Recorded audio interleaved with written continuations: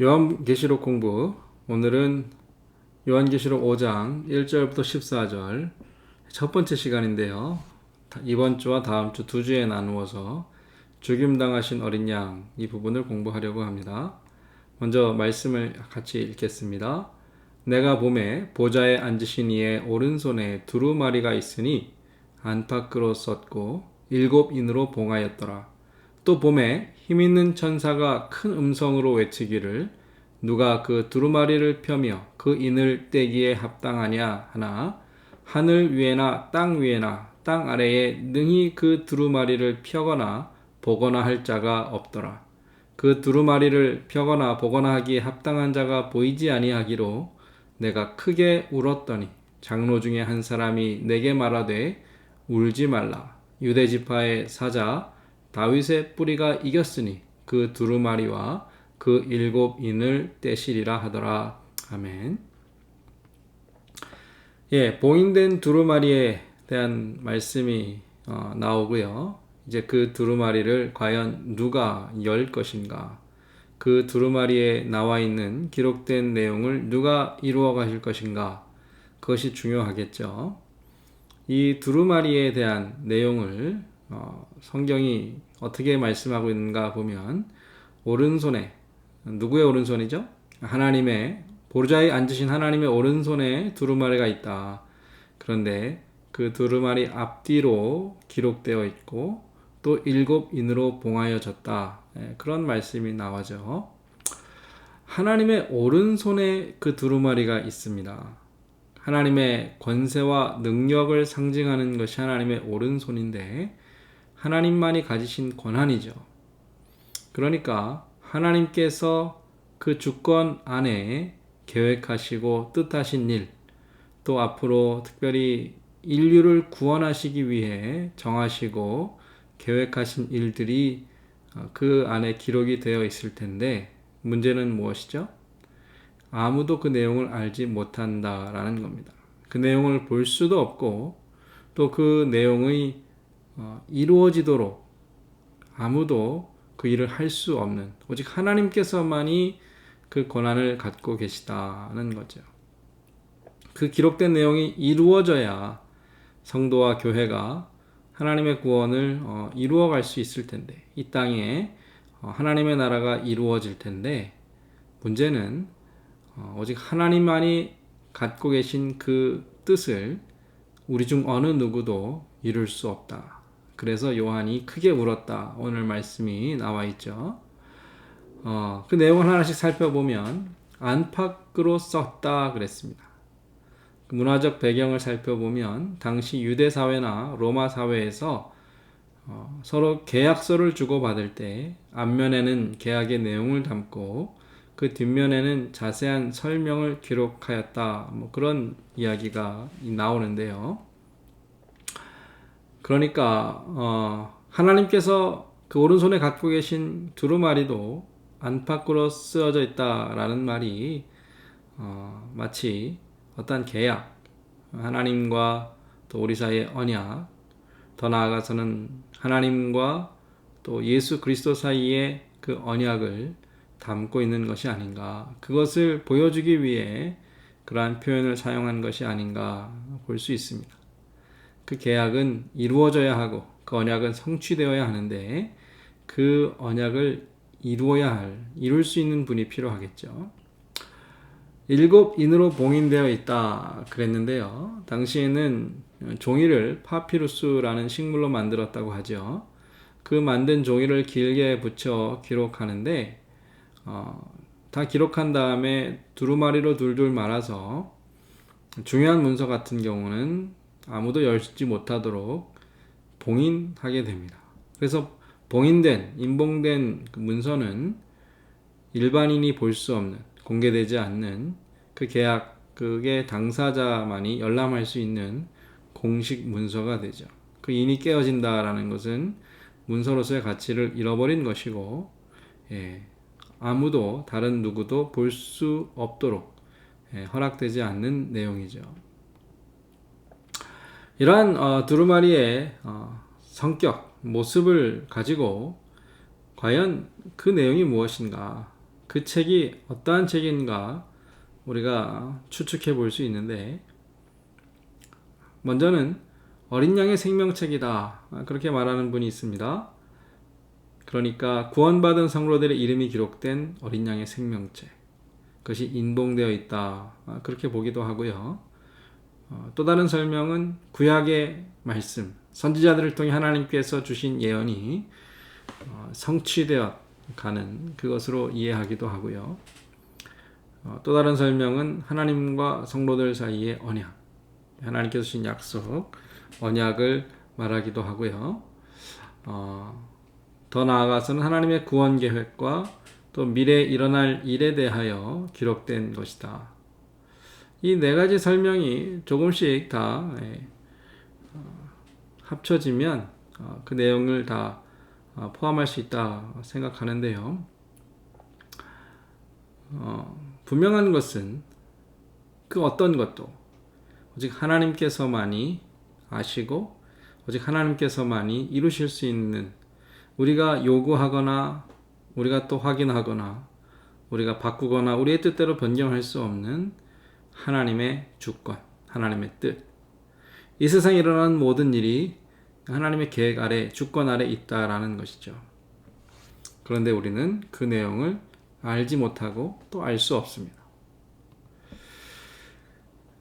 이제 그 두루마리에 관해서 한 힘 있는 전사가 이렇게 외치고 있죠. 누가 그 두루마리를 펴며 그 인을 떼기에 합당하냐?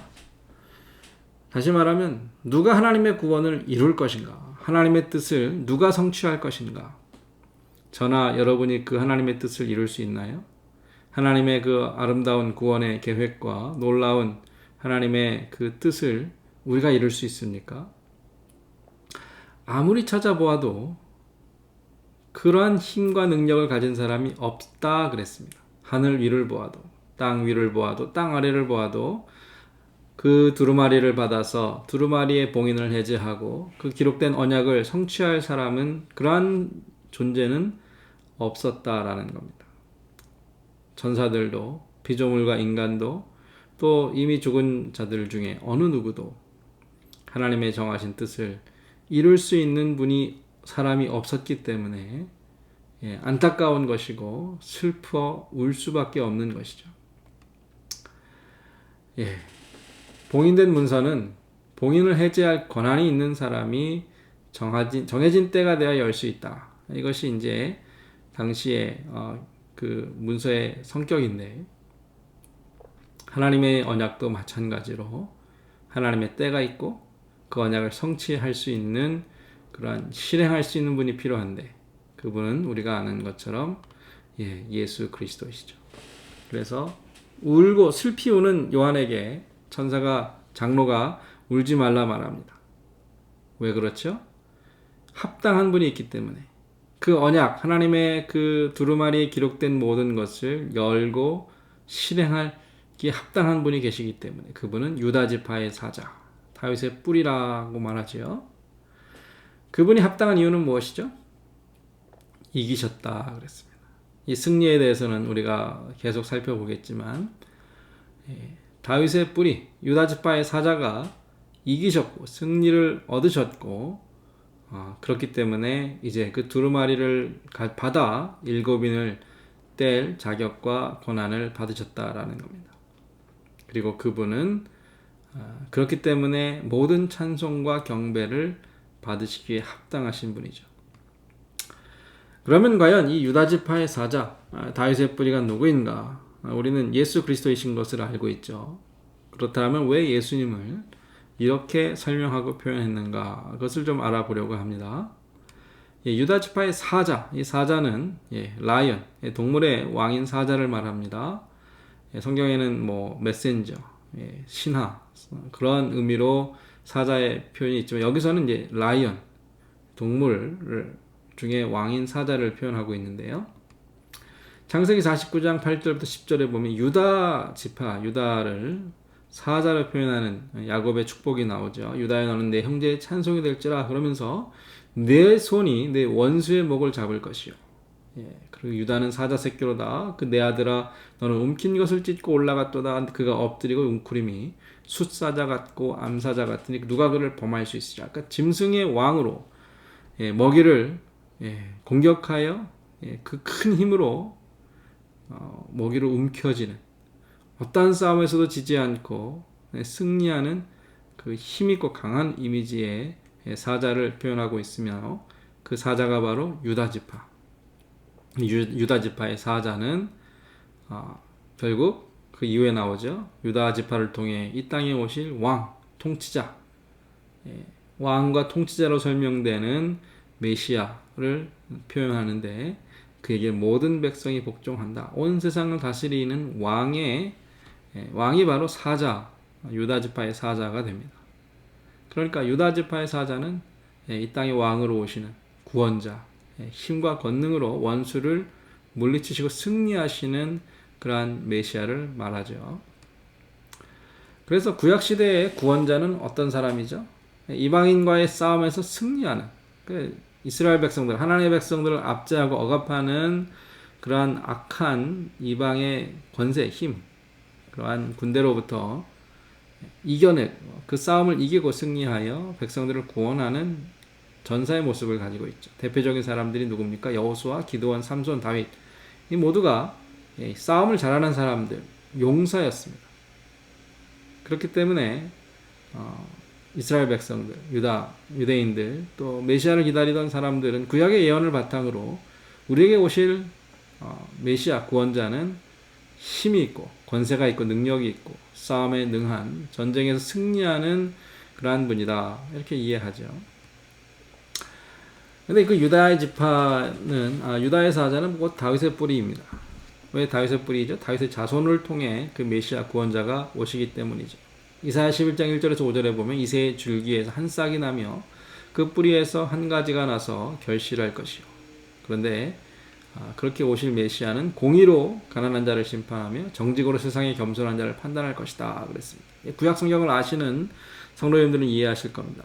구약에 중요한 언약들이 있는데 하나님께서 아브라함에게 언약을 주시죠. 아브라함의 자손을 통하여 온 백성이 천하 만 백성이 구원을 얻게 될 것이고 그 아브라함의 언약의 시간이 흘러 다음 세대로 계속 계승이 되는데 다윗의 시대가 오면 하나님께서 또 다른 언약을 주시는데 그 아브라함에게 약속된 그 메시아 구원자가 다윗의 후손 자손을 통해 오게 될 것이고 다윗의 자손으로 오신 그 구원자 메시아는 하나님의 집을 세울 것이고 그 왕위는 영원할 것이다.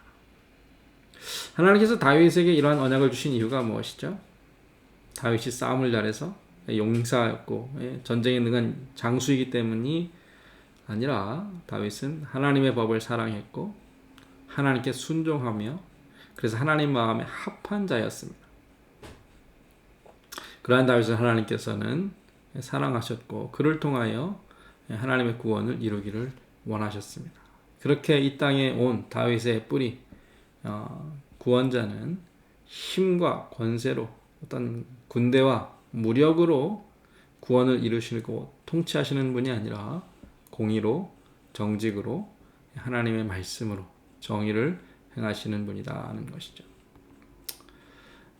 사실 메시아의 이미지 당시 사람들이 기대했던 메시아의 이미지는 평화의 시대였습니다. 다윗이 주변 나라를 모두 평정하고 평화의 시대를 열었는데 이 요한계시록 기록될 당시에 로마의 평화라는 것은 사실 군대로 정복하여 이뤄낸 평화인데 유대인들은 메시아를 기다리면서 로마가 아니라 자신들이 유대인들이 다윗 왕조를 부흥시켜서 그 옛적의 영화를 회복하기를 원했습니다.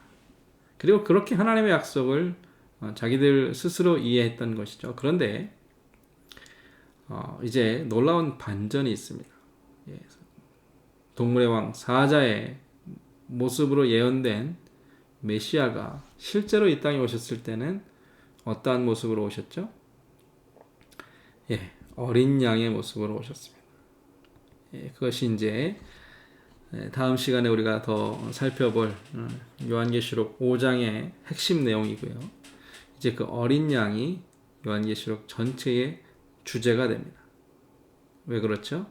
바로 어린 양이야말로, 죽임을 당하신 어린 양이야말로 하나님의 그 오른손에 있는 그 두루마리를 받아 그 봉인된 인을 해제하고 구원을 완성하실, 그 하나님의 뜻을 실행하실 유일한 권세를 가지신 분이기 때문이죠. 그것이 합당하신 이유는 그가 이기셨기 때문이고, 주님의 승리는 곧 자신의 죽음을 통해서 이루어낸 승리다라는 것이죠. 이 내용을 다음 시간에 계속 이어서 공부할 텐데요. 이 요한계시록의 흐름이 이제 중심 내용으로 가고 있습니다. 처음에 이 요한에게 이 계시를 주신 예수님, 핍박받고 환난 가운데 있는 교회들에게 믿음을 지키도록 7교회에 편지하신 주님께서 요한계시록 4장에 나오는 오직 보좌에 앉으신 온 천하 만민 모든 천군 천사의 찬양과 찬송을 받으시기 합당하신 하나님, 그런데 그 하나님께서 그 권세와 권한을 죽임을 당하신 어린 양 예수 그리스도에게 주셨고, 그 예수 그리스도를 통하여 마지막 날까지 그 모든 역사가 이루어지고 그 중심에 바로 우리 주님 어린 양께서 계시다라는 것을 이제 우리가 배울 텐데, 그 중심에 죽임당하신 어린 양이 계시다라는 것을 오늘 기억하시면 좋겠습니다. 오늘 공부 여기서 마치겠고요. 다음 주에 계속 이어서 공부하겠습니다. 감사합니다.